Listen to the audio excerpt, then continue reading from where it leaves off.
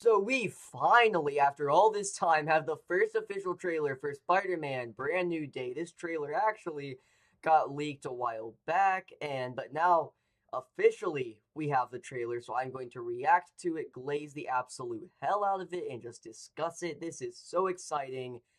Uh, Here we go. I can't believe our first hit MIT! MJ, come on, pretend. That's such a good shot. That's such an amazing shot. Again, that's something I've really missed, and um, something that I'm so glad we're gonna see here. I mean, I expect Daniel Destin Crane to just direct the absolute hell out of this film, but just playing around with the cinematography with the Spider-Man character, hanging around, or just the way he like gravity and perspective. I'm excited to see all that. Like you're not the happiest you've ever been in your entire life. With Ned. Life. I can't. I knew it!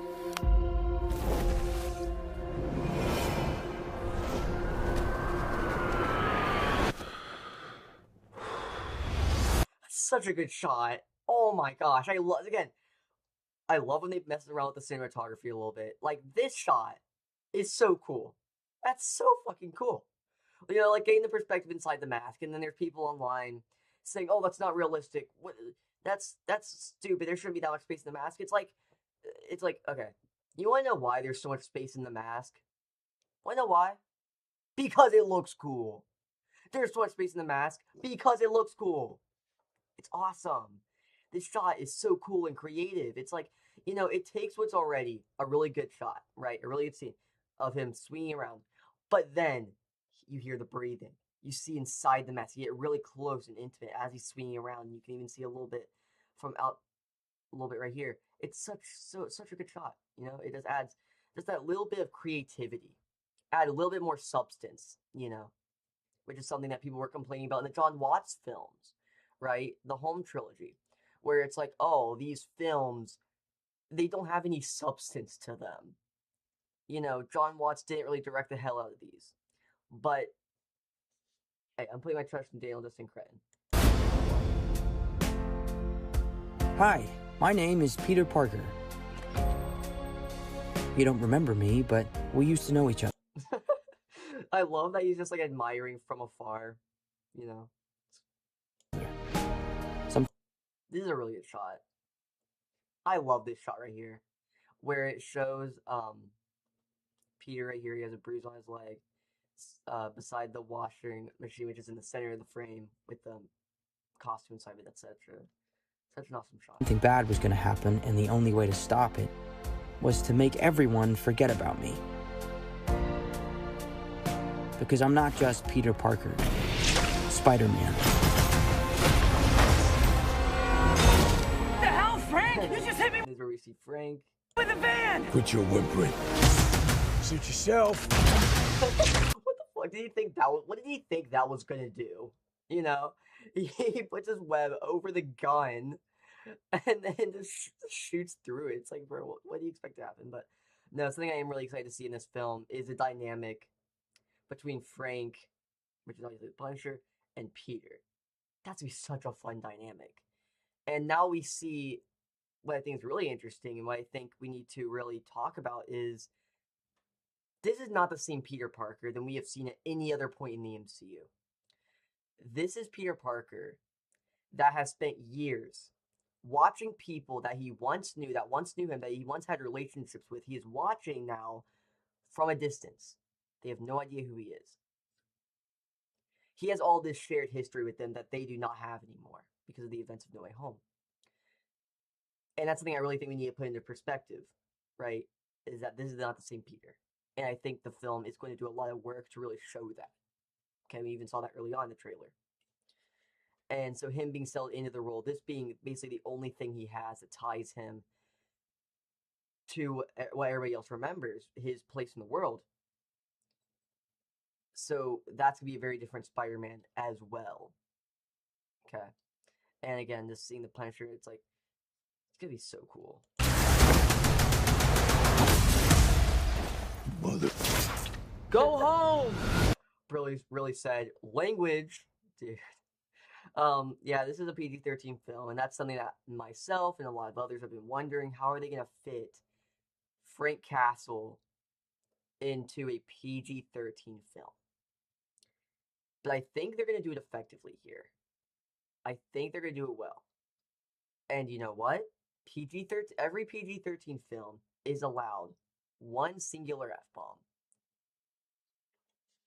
Man, they better make that count. They better make it count, like when it drops, I want it to be the hardest line of the century, just fucking bleeding, just oozing awesomeness. That's what I need. Okay. Because if Frank Castle's only allowed to say it once, he's gonna make that shit count, you know? But I also want it to be like a natural feel where it's like, we see the Punisher in Daredevil, and then in Daredevil Born Again, and he's having his special presentation. Then putting him in this PG-13 New York, how are they going to make it feel like the same character?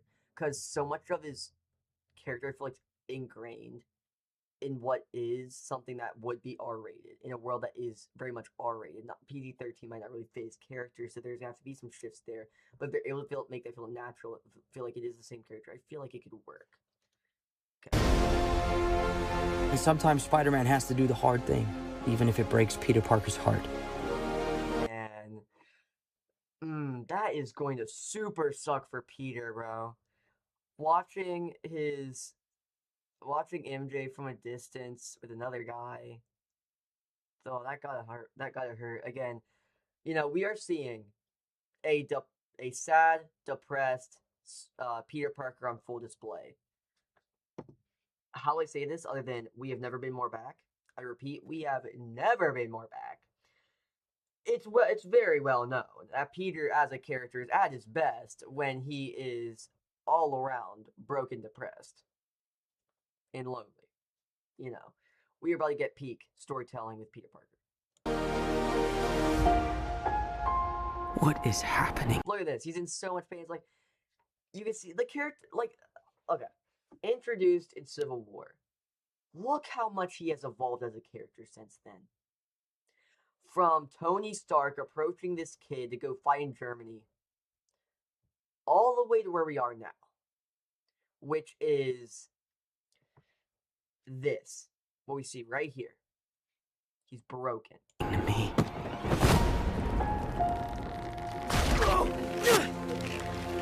I swear, bro. I saw somebody mention this online, but it's like every single one of these films, they managed to get, like every single one of Tom Holland's Spider-Man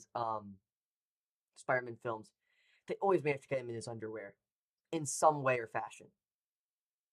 Just saying. I thought that was interesting that somebody pointed that out online. But yeah, so now this is our introduction to organic webbing, which some people had theorized before the trailer that we are going to see Peter with organic webbing and not just the mechanical webbing that we have seen previously, which I like. Not having to over-rely as much on the tech and everything. Oh, God.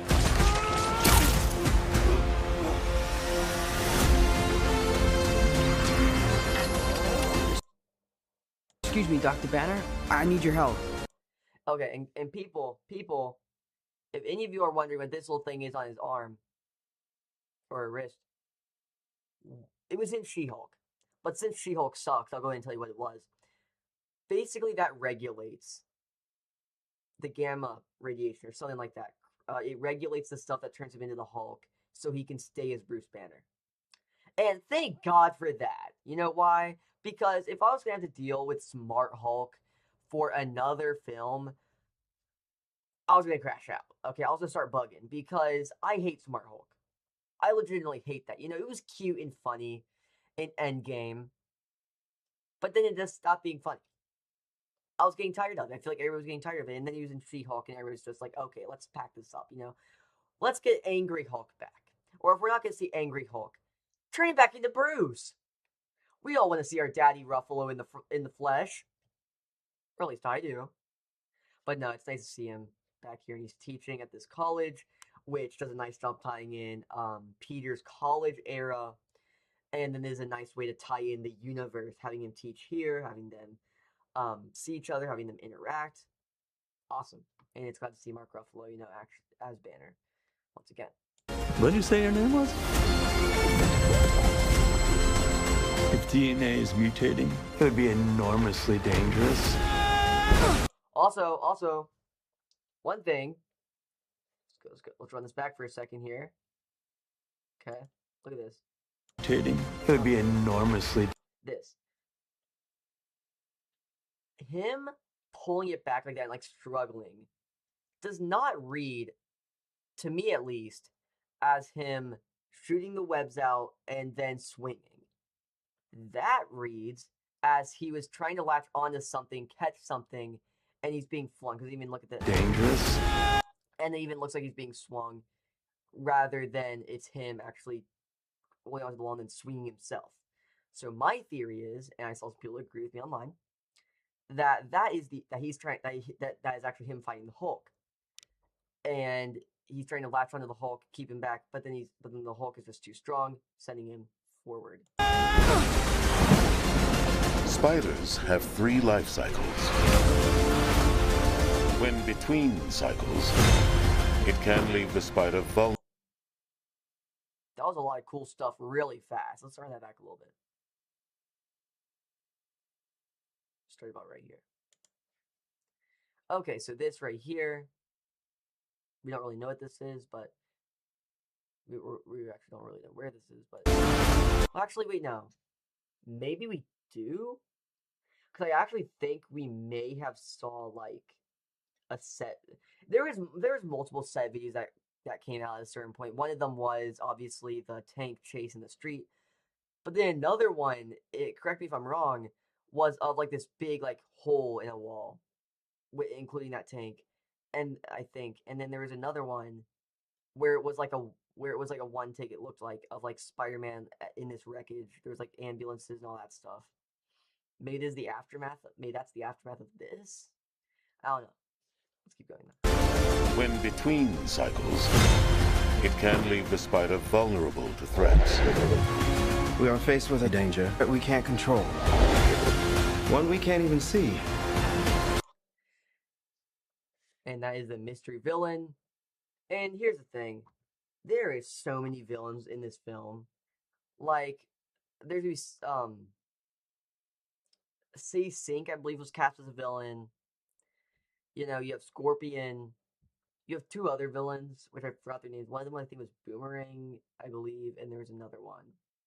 And then, yeah, I mean, there's just going to be, and then you have, obviously, Savage Hulk, which, I mean, that's the natural next step, right? Bruce Banner comes back, something's gonna go down. He's gonna transform into the Hulk in Rampage, right? And hopefully Punisher and Spider-Man are gonna have to team up to stop the Hulk. So multiple antagonists. Oh, and the hand. Oh my gosh, I forgot what one of the antagonists in this film. Again, they're putting in so much, which makes me really excited, a little nervous. To how are they gonna handle it? But I trust in them to do it properly. Stay out of my... Okay, so again, Scorpion, like I said. I don't know if I vibe with this suit, though.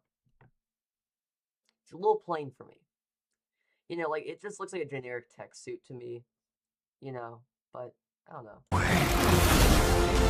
Yeah, and that tail's cool. Where it's like he swung around with the tail. It's like, yeah, that was awesome and everything, but I wanted more of a suit. Which, I don't know. Maybe I'm just nitpicking, but still looks pretty cool. Was that the... Did it stick to him? Well, wait. Yeah, no, look at that. Yeah, no, they're sticking to him. Because the webbing. Man. You're losing it, kid. There we have another shot of Frank. Then we have Spider-Man and MJ. Peter and MJ. And for those spiders who make it... But again, I'm so excited to see what they do with MJ in the film. How Peter approaches that relationship. Even with just Ned. Because, like, I mean, you have to think, right? Now that Peter... Nobody knows who Peter Parker is, right? That means Ned has no memory of all the good times he had with Peter. And that's really sad because he was like his best friend. So he may have not had a best friend. He didn't have Peter. And that's really sad to think about. You know? Through. And this shot is so hard. I love this shot, man. I love this shot. This shot is so good. So good. So peak. It's gonna be so peak. Oh my gosh, dude, it's too much peak to handle. Recreating the comic book cover. And like they're doing it slowly too. It's like it's just Daniel Destin Cretton is gonna cook so hard here. John Watts thinks for nothing. Okay. And now look, I liked his first trilogy. I like the John Watts trilogy fine enough. I like them all really well, actually. But look, I'm not exaggerating when I say this has the potential to be the best Tom Holland Spider-Man film and possibly one of the best Spider-Man films ever. I'm just saying. Keep going. Very cool shot. Amounts to a kind of... Oh, that was so cool. The hand right here. We see him without his mask on, which I think is interesting. It's like, how is he going to get to that point where he doesn't have his mask on? And it's like, he doesn't have to worry that much about his mask not being on either. Like, in certain cases. Where it's like, nobody knows who Peter is. He seems, we can assume he's pretty lonely. He's a pretty lonely guy now, right? So it makes me wonder, since he's mostly just Spider-Man now, since he really doesn't have a life as Peter. I mean, he's in the college and everything. But friendship-wise, he hasn't really reconnected. So he's probably a lot more just, whatever, with taking off the mask. Since it's not like he has much life as Peter, since nobody knows who he is. Rebirth. So cool, too. And I guess, yeah, it's so cool. Nice flowers. Oh, they're a housewarming gift. I'm MJ. I'm just a neighbor from across the hall. Friendly neighbor. That is awesome. I love that. That is just amazing. It's so cool. It's terrific. It's fantastic. It's amazing.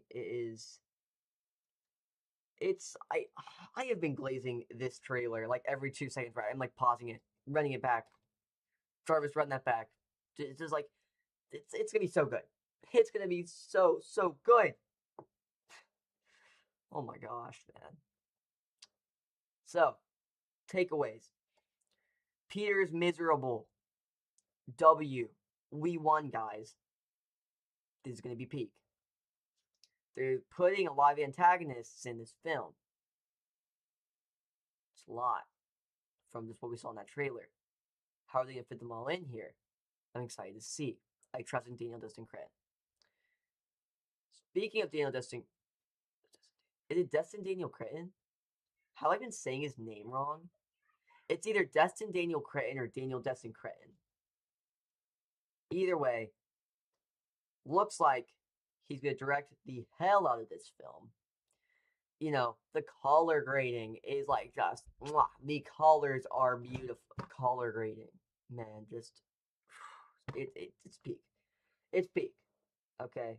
And you're probably done, I'm done yapping, so, yeah. If you guys enjoyed today's video or any of my other content, please subscribe and I'll see you in the next one. Goodbye. What do you think of the trailer?